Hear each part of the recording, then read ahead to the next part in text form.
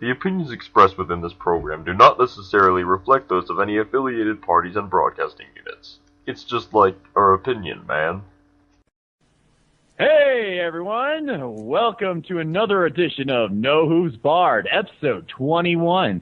I am not Sarf, he is not here for some reason, but I am Amonisis. And to the somewhere in the physical universe to me is the illustrious Shade. Whoa. Say hi, Shade. Hello. Wow, Emma. Explain to the and is the other dude going to join us as well? Or is this just a they're a studio audience and chief roadie, executive officer, and all sorts of staff people. Awesome. They're here, but they're not really here. So just pretend that they're not here. It's not on the record, I swear. This is just a thing. In training. Pay no attention to the tape recorders everywhere. This is just you and me talking here. So Emma, I'm proud of you because you remembered the number of the episode. I know, right? I remembered a number. It was a good number. We didn't set it up or anything. No. You remember that. You just came up with that yourself. Good job. Oh, yeah. I was just in my zone, and it just came to me, 21, and it was just magic flowing from my lips into the microphone. Speaking of zones and the drinking age in the United States of America, the reason that Sarf is not with us is because there's only one reason. It's because, well, first of all, it started with the Canadian ice hockey team beating the United States of America in that treacherous Olympic thing, majiggy, over there in Russia, which pretends just for a short moment to be a civilized country. And so there was cause for celebration because, when some people with a thing and do the thing, then it's like, wow, that's amazing, here, have a medal. And in the process of celebrating the fact that United States of America lost a match, which means that they have to keep Justin Bieber, they actually won the final as well. So, world champions. And that's why he's not here tonight, because he's just partying and doing ice hockey things. That's what Canadians do. Yep. They watch ice hockey and drink hard syrup. I think he's gonna kill us when he listens back to this, but still, let's maintain our composure and stick with the story for now. So what have you been doing? Are you okay? I'm fine, can't really complain. Things not really, going different from the norm. Still doing my kung fu classes and whatnot. Making controversial images, that's always fun. And other than that, just ponying the pony. So you're just ponying and owning the kung fu shop and just keeping it real? Yep, pretty much. Oh, okay. So, do you know what happened in my life this week? Because if you stuck with the storyline, you'll know that the season finale of my cop drama was this Monday. This Monday being the start of this week. So that's already quite an eternity ago, but, it happened, the thingy. And why not just jump into this report here? So, take your seat, everybody, and listen to this wonderful story. I'll try not to bore you. So, I get through the metal detectors in the Palace of Justice. I'm directed through this maze of different floors and different compartments and everything. So I seat myself, and so I have to wait for the previous court case to resolve. And I'm sitting outside, and I can hear families yelling and lawyers walking out with other people, and they're like babbling, what's going on here? What do we have to do? They're going back in, and it's, the first time I showed up at my current dentist by myself, I decided it would be a smart idea to be appearing 20 minutes early. It's kind of like that. Don't appear 20 minutes early, because you'll have to wait for an hour and a half. Yeah, as opposed to an hour and 10 minutes. Yeah, you have to wait anyway, so just show up at some point. And, when it was 5 minutes before time, I was thinking, well, I guess I can't go to the toilet now, even though I really have to, because, it might be time at any moment. So, when that moment was crossed, I couldn't anymore. So this is what's going through my mind preparing for this. And I'm like, oh, I have to hold my pee, and okay, I'll just pass the time drawing a pony, crossing my legs here. Nothing odd going on, just drawing ponies in the Palace of Justice. Nothing weird or anything. Hoping that someone had an empty bottle stashed somewhere. I don't think that would have helped. Because there were toilets. It's just not like something... I couldn't just rush off. You know how it is. You've been in the Palace of Justice before, having to hold your pee, and you know how it is. Well, last time I was in a courtroom that I wasn't paying a speeding ticket for, I was actually called for jury duty, and I ended up arguing with everything that was said there, and I got off of jury duty. It was awesome. Don't you just love that system? Oh, you're too interesting. You're dismissed. We just want 6 regular Joes, whatever that means.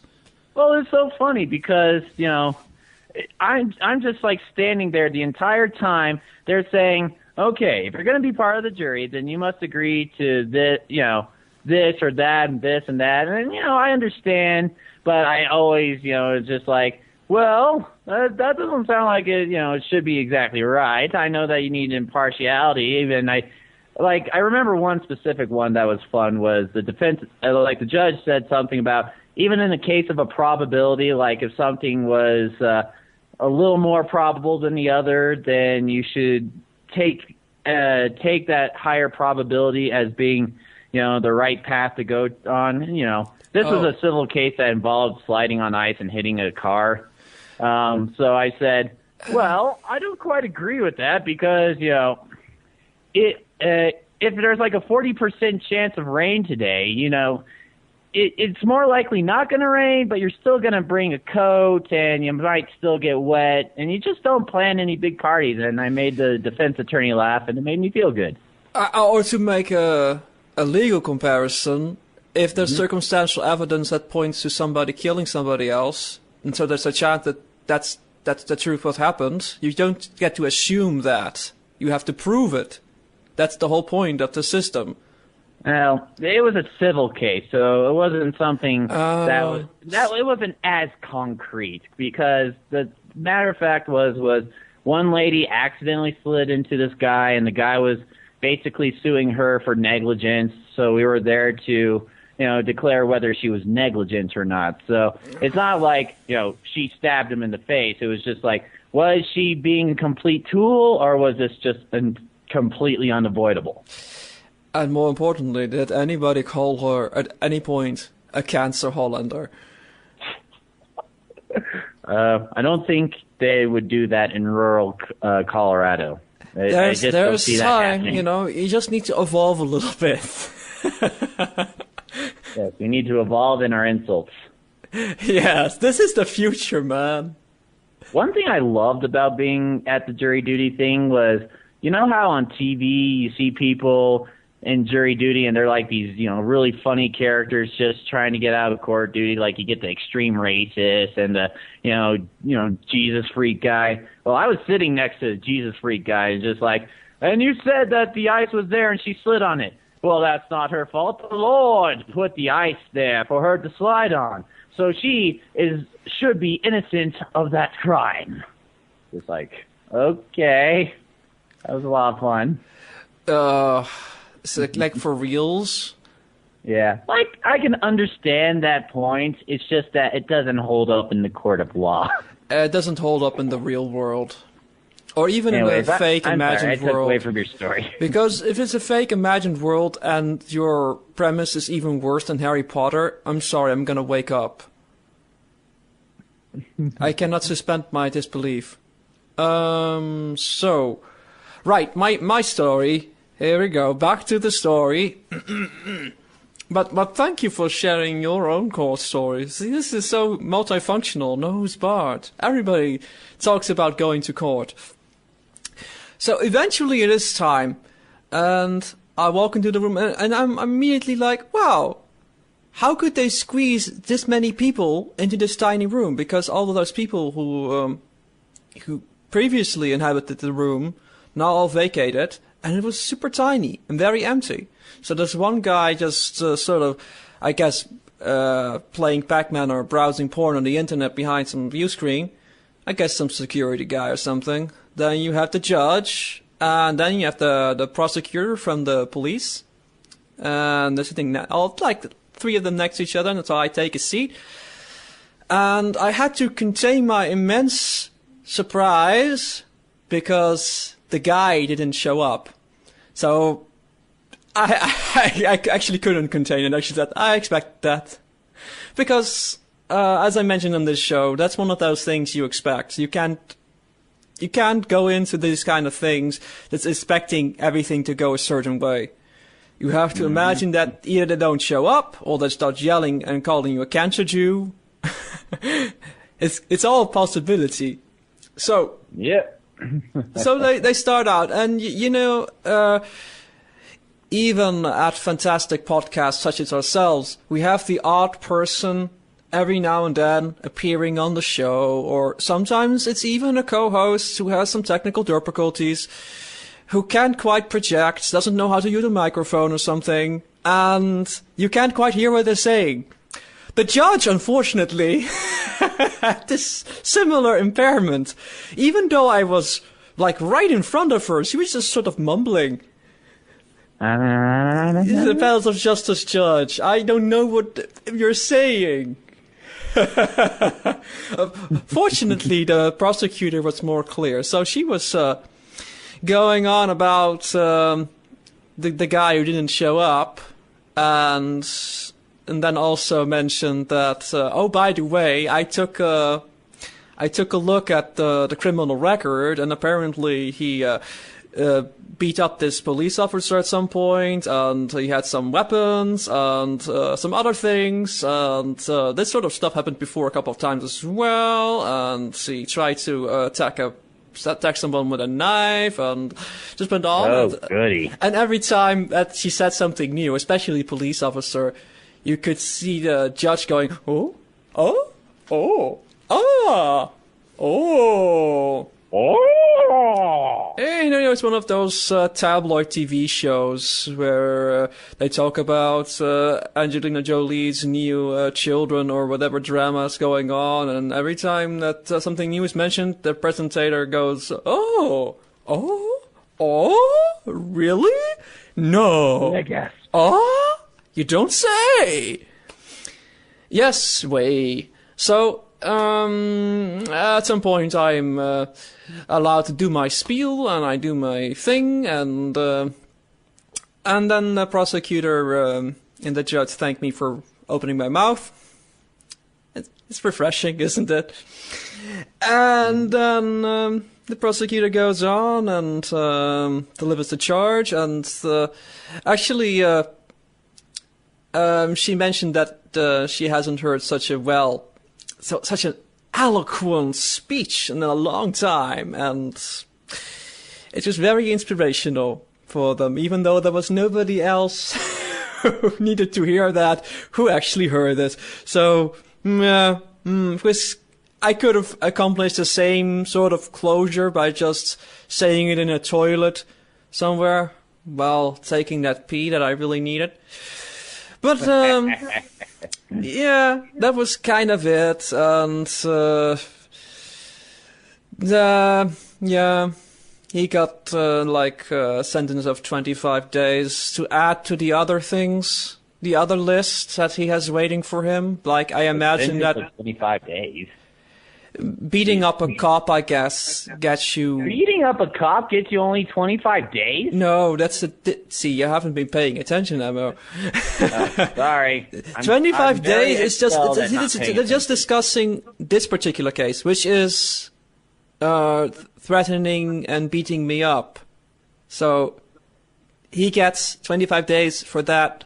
And the only thing that the other cases have to do with that is that they don't, at some point they increase the sentences. So, like, if it was the first time he had a clean record, he wouldn't have gotten 25 days. He probably would have been given the great duty of collecting some leaves in the park somewhere for a couple of hours, But because of his record, the only thing that the record does is that this. But I imagine that the other cases that are pending on him will be more significant. So this is just a little thing to add. But considering he has gone missing and he's probably not even in the country anymore, this doesn't mean anything.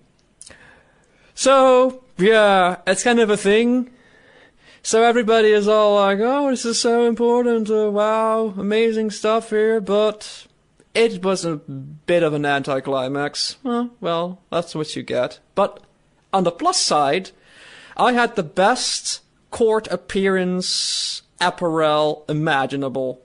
And just to give you an impression of the average visitor of the court, so I'm thinking that all these people in their suits and ties and all these lawyers and these law people with their strange dresses on kind of put me in a position of also having to dress fancy. But then I see the suspects of the previous case. One of them was wearing a baseball cap and didn't have his pants fully on, if you know what I mean.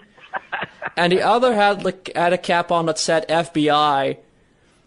So I thought I could get away with it showing up in court with a Twilight Sparkle t-shirt. Benny Pony would love the law. It's her. Yes, yeah, it was a love and tolerance shirt, which I felt was appropriate, You gotta spread the love and tolerance because that's kind of the point, Mm-hmm. And I mentioned in my spiel that this guy needs some help, although I didn't quite word it like that. And the prosecutor mentioned that that was her intention as well initially, but considering that he doesn't respond, that is a pass station. Yeah, so, you did what you could do. It's up to him not to be a screw up, which that's not usually unfortunately, this entire philosophy and all this doing what you can basically tends to amount to having no actual result. But if you don't try, you're always gonna miss. So it has results. They're just seeds, and seeds don't do much. They just have to kind of. Then you forget that you planted them, then all of a sudden, bam, a tree's there. 16,000 apple trees. Exactly. Your nice deed made apple trees appear in the House of Law and stuff 20 years from now. I think I would like to see that. The Palace of Justice has now become the Palace of Apples. Palace of Apples. Yeah. So speaking of apple trees, did you like the previous episode, which is Twilight Time? Do you really need to ask that question?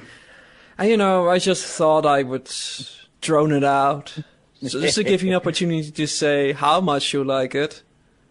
Oh, yeah. No, I really did enjoy it. Big shocker, super spoilers, oh my god. But, yeah, I loved it. Oh my god! CMC episodes, for some reason, they are always top-tier episodes for me. Even more so than other episodes. The CMC episodes are like the episodes that I go back and watch more often than any other type of episodes. It's so, I expected good things, and I got good things, and I was happy. One thing I absolutely loved was seeing Twilight in a teaching position because I felt a lot more felt a lot more connected to her in, that sense than I did previously because, I'm a kung fu teacher, so I know the kind of stuff she's doing and I see myself in that role, so I like that. So when you're teaching class, you tell your students how to telepathically move brooms and stuff like that? Well, not my youngest kids. I do tell that to my intermediate class, though. That is purely on mind kung fu. Oh yeah, well, it reminds me of some Jet Li movies where he's beating people up with brooms and umbrellas. So yeah, I can sort of see that kind of. But I get what you're saying, I see what you're laying down. This, I can't do that with a serious tone. I'm sorry. Oh, well. Cutie Mark Crusader episodes, they're pretty awesome, I have to say. Even though I don't think this was a really good one. I thought it was kind of haphazard. But it never really ceases to be enjoyable. So even when it's not really the best of episodes, it's still enjoyable. And anyway, I think that the latter two seasons, there isn't a lot of, barring the one or two really messed up things happening, there isn't a whole lot of just going, oh, this episode it's a little bit cringeworthy. There's not a whole lot of that. At the least, every episode accomplishes being thoroughly enjoyable the whole way, and you may not have every episode be, oh, I'm gonna rewatch that 60 times this week. But you enjoy it, and if that just means that you can then move on, so be it. I mean, I felt it was a bit haphazard. No, the plot was a bit, it was a bit thrown together, but there were enough things that I did like. I liked Twilight in this episode, and I liked those horseshoe fries. I want some horseshoe fries. Those look delicious. You want some also, horseshoe I still fries? stand by my picture saying that Twilight might be pregnant. Quote me on this. Oh. Where to begin? You know Twilight what? is pregnant. You heard it here first on Know Who's Bard. Why don't I just censor Black all Rat of that? Sentry stole your waifu. I'm just going to censor all that. You're just going to say Twilight is chicken, and nobody will know what you're talking about. Ha! How about that? I noticed a cute little thing. I noticed that when the Cutie Mark Crusaders are running, and this is something that they've really improved on in the latter two seasons, I think, animation cycles, that I like Apple Bloom's mane and tail when she's running. It's just wobbling in this really fluid sort of way. And, Sweetie Belle's mane is also kind of cute, wiggly. And, of course, Scootaloo is the best. So, she's awesome. But I really noticed that, and it was a highlight for me in the episode. So I guess that's to tell you that the episode itself wasn't that amazing for me. But her mane and tail just wobbling up and down. It's just really entrancing. It's really, really amazing animation. Is it silly that I think this is a highlight? I just can't stop watching. Oh my god. Oh, wait a minute. So we got a huge thing here from Bleeding Raindrops. Our good friend sent us a big old text wall. Yeah, I think this is more like an open. It's an open letter to Hasbro Studios. So. This is what he's written to Hasbro to tell them, hey, you know that whole thing that those guys up north in the Canada are doing is really good, eh? So why don't we just read Bleeding's open letter? Yeah, hey, let's do this in tag team, paragraph by paragraph. You start. Okay, so. An email I sent to Hasbro Studios if you feel like reading by Bleeding Raindrops. This feedback relates to the latest episode of My Little Pony, Friendship is Magic, Twilight Time, written by Dave Polsky. Do you want me to continue to that's just an intro. Okay, doesn't really count. Overall, I thought this was a great episode. I love CMC episodes with a passion, and have been waiting a long time to see some Sweetie Belle's magic. I've also been interested in Apple Bloom's area of interest for a while now, and am pleased to see she's delving into herbology. This makes a lot of sense based on her time and investment with Sakura. It was hinted in Season 3 that Scootaloo was a bit mechanically inclined, and since she loves her scooter, I like where this episode took her as well. Pinkie Pie had a nice cameo here, and I'm pleased that she didn't become a pointless, out-of-character joke. Well, not the star of the show. Writers have had a habit of doing that to her, so it was a nice change of pace to see her acting silly, but without being completely ignorant of her friends or just silliness for silliness' sake. Us a Pinkie fan? Pinkie best pony? Hold on, everybody's saying stuff which messes up with my reading here. Stop it! I've been rather disappointed this season by episodes like Princess Twilight Sparkle, Teresa Kraut, and Philly Vanilli, which portray her as a mindless, fun monster with no regard for anything other than sweets and balloons, even her own friends. This episode was a nice trick to the contrary. Another point. Oh, sorry. It just looked like a different paragraph. You're stepping on my hooves, young Philly. Stomp. Okay, continue. Another point I enjoyed is a look at where Pinkie gets her money. Reese Shearer spent so much, and she only rents the room at Sugar Globe Corner, so it's nice to see that she actually has a job. The CMC's antics made the episode. Part of what I love about their episodes is the way I'm banging my head against the wall shouting, "No! What are you doing? Stop!" at everything they do. They're Philly's children, as you clearly know, and they make all the silly little naive mistakes we used to when we were kids. My frustration at watching them get themselves into a mess I could see coming a mile away only exonerates how well their characterization is written. And the lesson overall was very nice.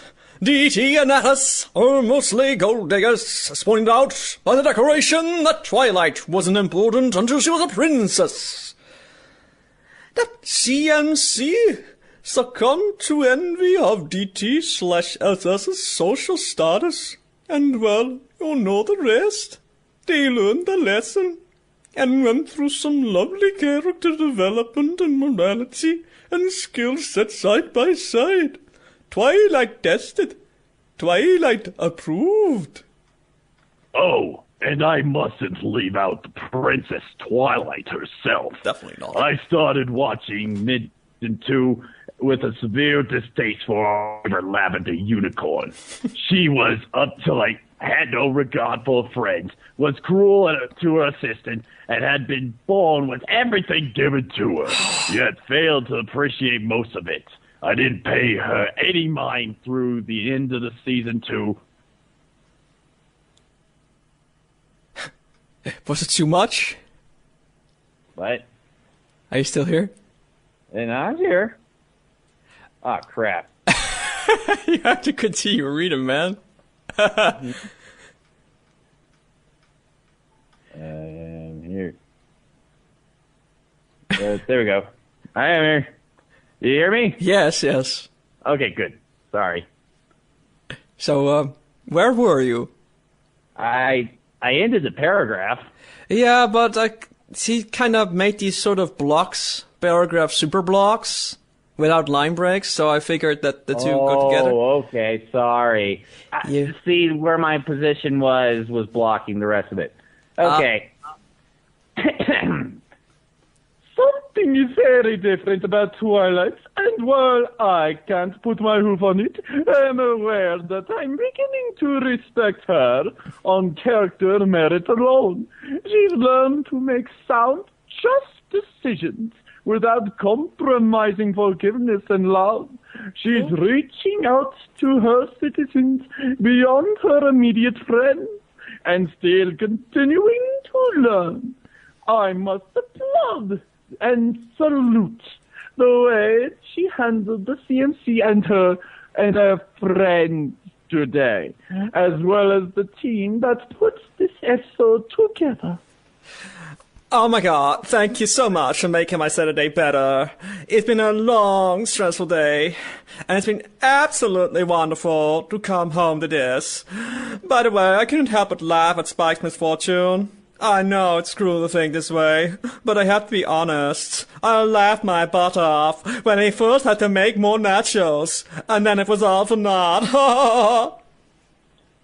Keep up the good work, guys. I plan to send one of these in for each new episode from now on. So if there's any more direct method to contact you, please let me know. Best regards, Bleeding Raindrops. A huge fan. A huge fan. Yeah. Why did we read it like this? Whose idea was this? Because fun. All right. Because fun. Oh, yeah. Well, oh, yeah. So that was Bleeding's opinion. You know what? You can write in with your episode reviews as well if you like. And you only have to send an email towards nohoofsbart@gmail.com and we'll probably read it. Unless Sarf isn't there, because then we don't get to read our email.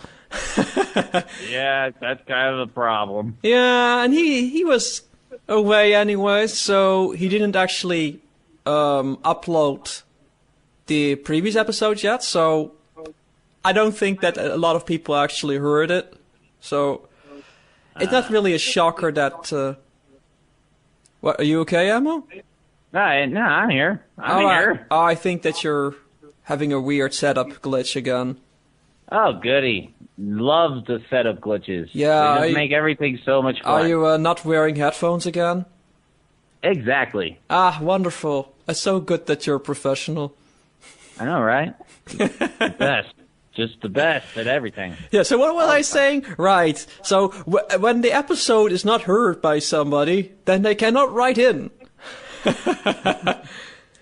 So, well, we'll save the previous topic suggestion for later, which was it was that vague suggestion that we talk about how to actually avoid breakups by having a decent relationship.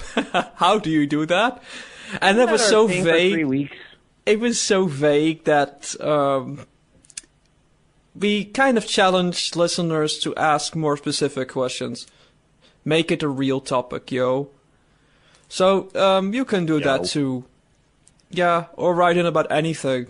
I got one suggestion though, and I was looking forward to torturing Sarf with this, but I got a suggestion actually from Dr. Rainbow, who is getting into the My Little Pony CCG as well, and he wanted to hear our opinions on what the viable meta game is, or which pony is better to play, or something like that. So I was looking forward to Sarf just clawing his head in and just going, "Oh no, nerd talk," and it just keeps going. But see, he's not here to check us. We can just take care of this real quick. You have any initial thoughts on this? Did you ask me something? Yes. I asked what your initial thoughts are, because I have one. Okay. Well, I have fun with it. I really do. My only problem is just a personal problem, and that's the one person I do play the game with always beats me, except for like 2 times. I was happy about that. However, on the whole, it's not a bad game. I do enjoy it. It's definitely not Magic the Gathering, so don't go into it thinking not it his is. question. No. He wants to know what the good decks are, or if it matters which pony he plays as. My favorite deck right now is a Fluttershy deck, which if I had to compare to Magic, is like a green deck. Her abilities of Caretaker and the animals, buff everything up and, get their points, really large, really quickly to confront problems and help you do very well in face-offs, too. So she's green. Pinkie Pie is very powerful. She does really well with face-offs. And, and her abilities allow you to, man, I'm running my words together. Explain Pinkie while I collect my thoughts. Well, there's no real reason to explain Pinkie. I'll just say that, contrary to some initial perceptions, because I've actually asked at a store in Utrecht if they had the MLP CCG, and they actually had some experience with it, but they had the initial perception that a lot of people had, which is that the object of the game is basically play Rainbow Dash and make her flip, and then you win. But it doesn't actually work that way. I mean, that works if you're playing the pre-constructed decks. Then, yes, you have to play Rainbow Dash, flip her, and win. But yeah, what is Rainbow Dash's flip ability? I haven't actually seen it myself. You need to confront a problem with a troublemaker of your own for her to flip. And then she has Swift, and she moves the problems from home. And when she does that, you can also pick one along with her for one. So that's really good for quickly getting the double face-up, which is the perception that people have. But that is pretty good. the power levels aren't that really that different. I mean, you can play with every character you really like, and it won't really be a detriment. I do think that if you're doing that conventional build, which is what they seem to suggest everywhere, that you just have like 4 or 5 or 6 troublemakers and then just have a lot of power up and then a couple of face-off tricks, that if you're playing primarily Rainbow Dash or Fluttershy, you'll have a bit of an edge, because you have a lot of power building up quickly. Rainbow Dash has more maneuverability, but Fluttershy, when you're playing primary Fluttershy, not only do you have a lot of power, but you also have a lot of face-up power as well. Some of the best cards. Plus, our critters have like really good abilities too. The Critter Cavalry is a great card. Oh my God, Critter Cavalry! Oh my God! Yes. I also like the, what was it, Barn Owl or Horn Owl that gives everything the Forest Owl. +1. I actually splashed that in my blue-pink deck. Ah, yes. That is a good one for any deck because it has no color requirements. Yeah, it's interesting because I was playing with my brother, and I actually had a situation where I had the problem, the cloudbursting problem, where you need 1 blue and 1 not blue. And I solved that with my Rainbow Dash and 2 Forest Owls to have them boost each other to get the non-blue. There you go. That works. That's how you take care of that.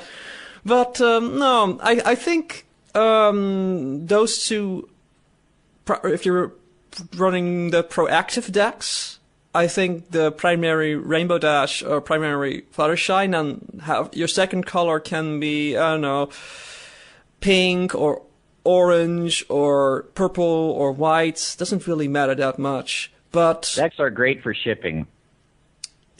I like your input. He actually wants to know. He wants to power game, I guess. That's the thing. And I guess the notion of power gaming is going to be so prevalent because everybody's going to play so casually. And since the difference in the balance of the meta game in the decks isn't so huge, I think if you're being a little bit clever with building your deck, just having a very basic approach of a couple of troublemakers, a couple of good critters, making sure not to have too many requirements, and having a few face-up tricks, actually that's not really a bad approach. But if you want alternative decks, I think Applejack has a couple of combo potentials and good discard-based decks, and then if you're running Nightmare Moons with that would be great, but expensive. And then I personally think that purple-white control deck with Rarity as main character, I think that's really powerful. Oh yeah, that's very powerful. I have a friend who runs Rarity really well, and I think it is a white-purple deck, so yeah, that's he's good. Very powerful control, I think. You have all the standstills and back where you began, where you tweak your opponent's critters to either stand still or move away, and you put in 3 Timberwolves, combos really well with Rarity, so they can't move towards a problem, they can't play to the problem. Essentially, having that siphon on their action points is really amazing, they're powerful. But I think the control deck versus like Rainbow Dash deck is still pretty close, because Rainbow Dash, if you manage to flip her before they're really set up, the control deck, then you have that maneuverability of the flip Rainbow Dash to sort of combat the control element. So that's still not necessarily dominating the metagame. I think there is enough diversity. Control, go Rarity. If you like aggro, go Rainbow Dash. Yeah, or if I think Fluttershy as your main in a yellow deck is pretty good as a proactive deck as well, but you're weaker against control decks and pink decks, I think. Yeah, but if you stick around long enough, you build up so much. So that's why I say green with Fluttershy very much. Yeah, but if you get to the end game versus control with your yellow deck, you're still gonna lose it. Yeah, well, that's a control deck. If you get to end game against a control deck, the control deck is in a better position. Should be. I'm just being a little critical of my own suggestions. I know. I mean, if you're, I don't know, if there is a tournament or something, and you're going in with your deck, and you want a chance of winning, I think control and like Rainbow Dash, maneuverability deck, putting in a couple of really good ones, couple of jet streams, couple of the 4-cost filly unicorn that takes 1 pony with her. I think those two are good suggestions, but you can try Apple Discard, or what I wouldn't suggest is actually trying to be competitive with a combo deck with Applejack. I don't think that's really good and sturdy against every opponent. Especially because a lot of the combos depend on problems that are not starting problems. So while it's cool to have a infinite action combo, 1 in every 4 games, that essentially means that you're gonna have a deck built around a combo that doesn't actually even have a chance of triggering most of the time, which means that you're probably gonna lose those games if your opponent is playing a proper deck. So, yeah, but I think it's quite interesting. We'll see how the next set is gonna affect the possibilities of deck building, because there are not, well, there is enough diversity and there are a couple of interesting deck ideas. I don't think that there's that much diversity possible quite yet. So we'll see what the next set does. That will. I'm not sure if you've heard about that. The new set. I've heard of it. I remember 2 new characters are going to be, Luna and Celestia. Yeah, am I right? That was about all that there is to tell about it. Well, there you go.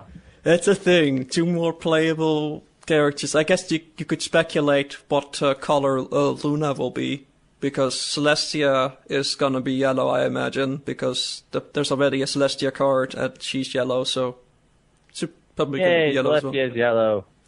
Yeah. No longer pink. Are you going to be... We don't need a pink Celestia. Oh, that would be terrible. Misprint. Hasbro insists, no, you want to do this card game thing, but no, Celestia needs to be pink. We did some research on that, and it turns out that little girls really like pink Alicorn princesses. You need to make her pink. That would be a hilarious in-joke. Yeah, and it would ruin the entire game, but that's okay, it's worth it. Not totally, for a joke, completely.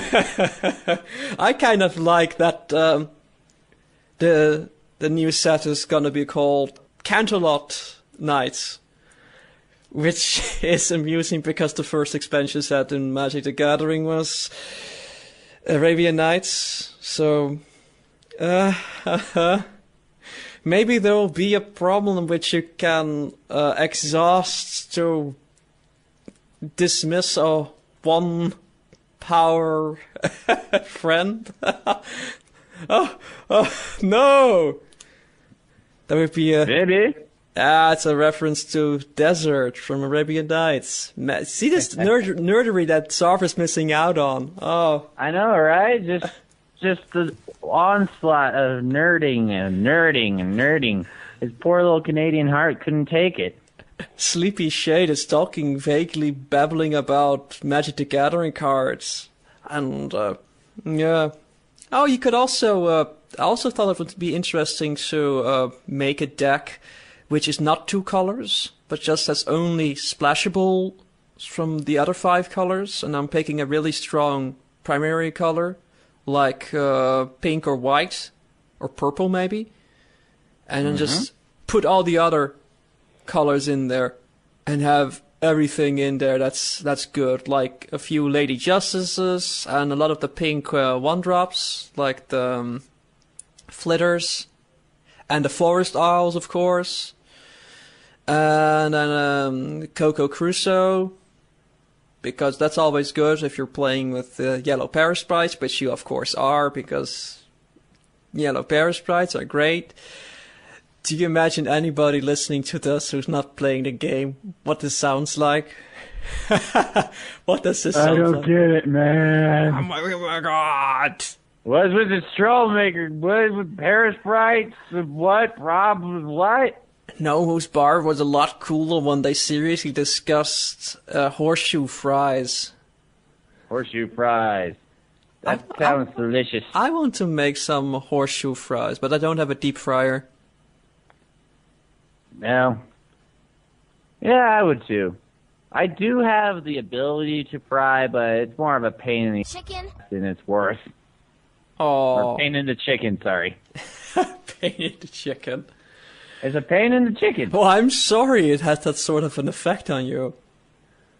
So, we figured that we'd keep this episode kind of short, just in, because Sarf's not here, and we don't have a lot of content to mill through. And I don't think that the episode was that provocative to merit half an hour of rambling. Unless you have one more thing to say about that. About the episode, or what? Anything. Oh, well, just that I disagree with you on the episode because it was totally awesome all the way through, and I loved every aspect of it. One thing I do want to say before we close out is I love how especially Sweetie Belle and Apple Bloom are starting to resemble their sisters a little bit more. Like, through this episode, I really felt like their influences were actually being shown on them, because Sweetie Belle definitely had more of a Rarity vibe in, trying to be, not only trying to be a little bit more high society, but also in the, idea-making area and the looking glide type thing. And Apple Bloom definitely had more of a sense of being sensible. She had some of Rarity's sass. Yeah, she had some of Rarity sass. And on Apple Bloom, I felt that she was trying to be more the voice of reason and, be a lot more sensible. So I saw a lot of Applejack in her. Not as much Applejack in her as Sweetie Belle as Rarity and Sweetie Belle. Mm-hmm. And, so I really liked that. I thought it was a nice reassertion of those particular elements. But I think we've seen it before anyway. Well, I don't think we saw them this strongly, though. Like, I felt like we got like little hints here and there in past episodes, but here it really feels like, they are their sisters. I believed it before. Okay, but I'll take your point, and I resent the idea that I thought the episode was crap, because I said it was pretty nice, I guess. It was nice. I think it's stronger than you give it credit for. Nice. Like, I really do. I think it's a lot more coherent and, rolls smoothly, at least to my taste. It is a very subjective thing, and we go back to this because it seems to be the case that oh my gosh, when Dave Polsky writes an episode, it tends to come across to me as very haphazard and, oh no, they're running around in the porcelain stall and everything is just shattering and breaking to pieces, and oh dear, all of this, all that, action scene, oh. And it doesn't make that much sense to me. But it's just, that might just be me. It might just register like that to me. I would still love to see, from now on, like, they don't mention the writers of the episodes and just see how people react and then reveal all the writers at the end of the season just to see how visibly shocked many critics are. Because I really do think that just, the ideas of the writers has been so ingrained in, MLP that people are now judging the episodes with a lot of influence of just knowing who the writers are. I'd like to see, that kind of experiment happen. I know it won't happen. Or do you think that people sort of feign a higher knowledge by referencing the writers, like, as you can clearly see, this is that Merriweather's writing stick over here, and you can clearly see it here. Not exactly that. It's just that, from what I gather, a lot of people see specific writers and say, oh, like Amy and Keaton Rogers, this is going to be a great episode, or, oh, this is Merriweather Williams, this is going to be crap. And it's just like, I'm watching all these episodes, and me, I love every episode, so my bias is already just up through the roof. But I would really love to see how much knowing the writer of the episode truly influences their, deciding if an episode's good or not. And if you, took that away, took the writer name away from them, and then give it to them after they made their decision, how far off the mark would their reactions be compared to if they knew who the writer was? Well, I'm game for that. If you also make them remove all the episode spoilers before the episodes air, because that's kind of how it works. People get these threads of data, and then they start imagining what the episode looks like. It's kind of similar to how a lot of writers don't like to sell the book in advance because they want people to read the book with an open mind and sort of let people trust in the author to tell the story rather than having the reader imagine the story before they even start. And because the way I see it, people will find what they're looking for unless something like blindsides them like out of left field.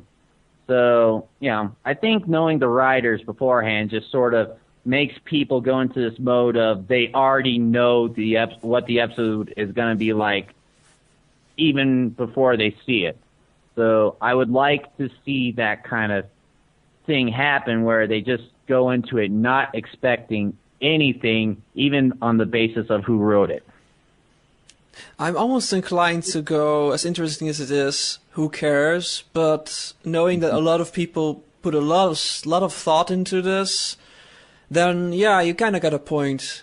Although, I hope you're not saying that it relates directly to my comments here, because I'm pretty sure that I don't really have that sort of an effect going on in my head when I'm watching an episode, because when I was watching the two Rarity episodes ago, the one with Coco Pamel, which is also a Dave Polsky episode.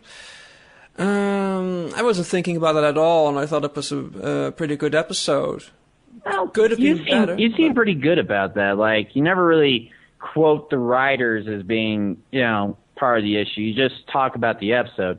Though I do get the sense that you have a little bit out for Dave Polsky. No, you did mention him before in episodes, so I do think you have a small bias. It tends to come up, and I bring it up exactly because it is the writing style that I assume is responsible for me tending not to like the episode when most people around me think it is fine.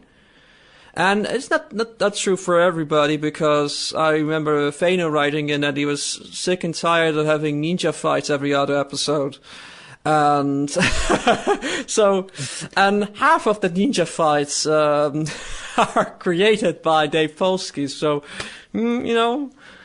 kind of has a thing there. But other than that, I'm listening to you go on the episode, and you don't think the pacing is grating or there's an action overload. So I'm thinking, maybe it's just the style doesn't quite do it for me. Where this episode to me feels quite haphazard, and I don't quite believe it. And maybe it's the tropes.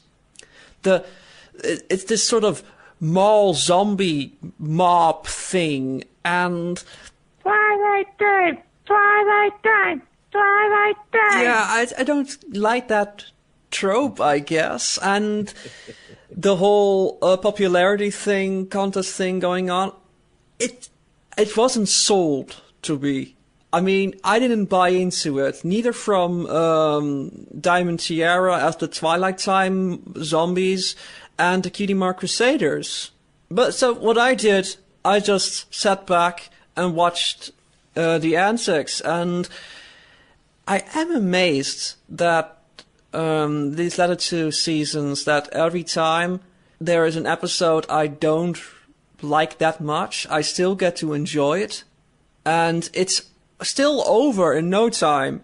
I mean, it's like a short punk song, and if you don't really like it that much, it's still over within a few minutes. So, The establishment puts their foot in your face, so I say, return the favor and vote them in the chicken. okay. Vote them in the chicken. Anarchy in Canterlot. I know it's gonna happen someday, or maybe not. Yeah. Okay. So, yeah, our conclusion is, is our conclusion, on this matter? Did we just ramble all the way through it? There was something else I wanted to bring up, but I can't remember. It's one of those Sleepy Shade episodes. I don't know what's going on. Where am I? Help. You are here. You are not anywhere else. So, I guess I should mention a couple of fantastic places that you could listen to a show on. And these fantastic places are, let's see if I can remember them all. You can probably find us at Ponyville Live, Alicorn Radio, Luna Radio, Celestia Radio, Cadence Radio. Is that the thing? Cadence has a radio? If Cadence has a radio, I'm sure we should be on it. And our Australian friends over at the Hive Radio. I'm not sure if they have radio after the Hive or it's just the Hive, but I think they're built out of Changeling. So they have Cadence. They are Cadence Radio. Okay. Oh, okay. So Australia is the Crystal Empire. I didn't know they had so much snow around there. What a great flake!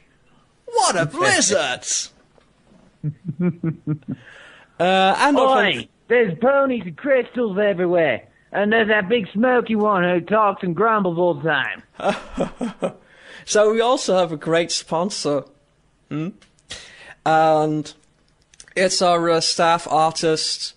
And he draws pretty nice things. Actually, bothered to look at his DeviantArt page, which is flairnights.deviantart.com, and you spell it with FLAIRNIGHTZ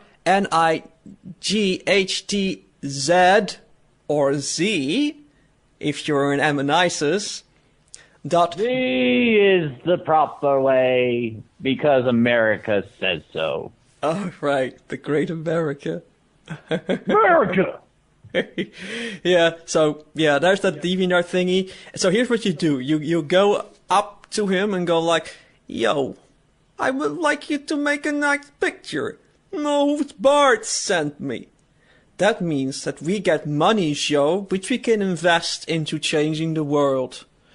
And in return for this great act of notable kindness on your part, you not only get the picture you commissioned, but we'll put you in the raffle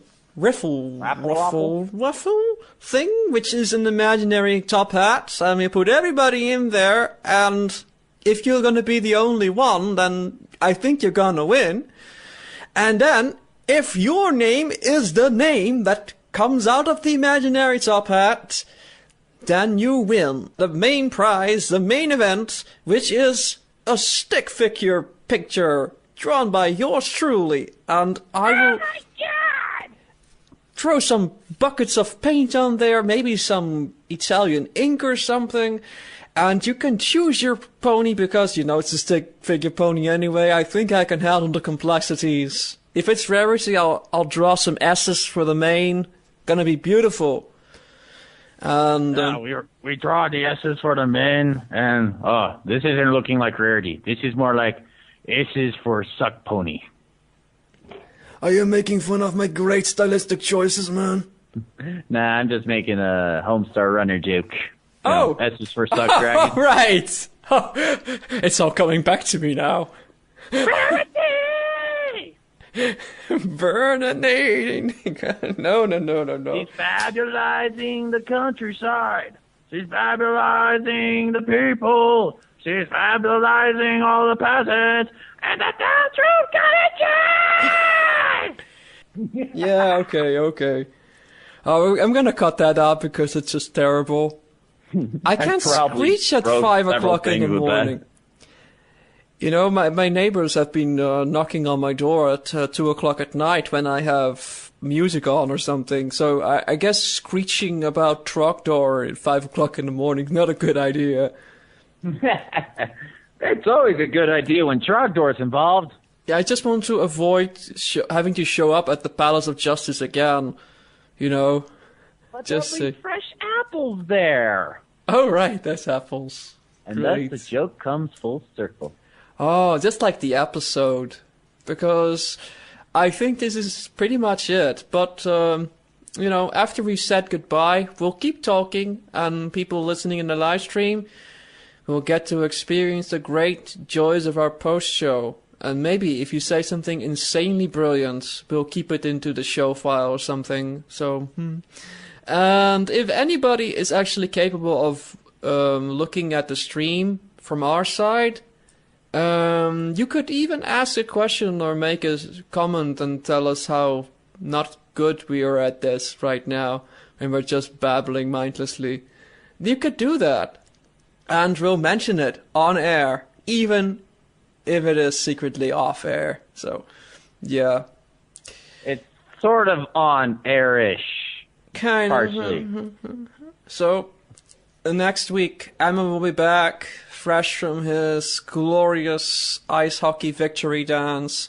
It tells all about victory dance. His wait, ice hockey. I'm coming back? I'm already here. Did I say you instead of Sarf? I meant Sarf. Yeah, you said ammo. Oh, well, you're coming back too. Well, maybe. Depends on whether my dad wants me to go snowboarding this weekend or not. Oh, so maybe Emma will transform into Sarf, and otherwise you'll transform into Sarf and you'll duplicate and revert to Emma. So, okay, that sounds like a deal, man, and not complicated at all. Let's not overcomplicate this. And now, Emma, I think you gotta say goodbye. Well, from all of us here at No Hooves Barred, except for Sarf, because he's missing in action, we just want to say, that we love you, and that we hope that you chicken the chicken with the chicken in the chicken. Good night, everyone. Good night. Good night. Good night. So romantic. That was so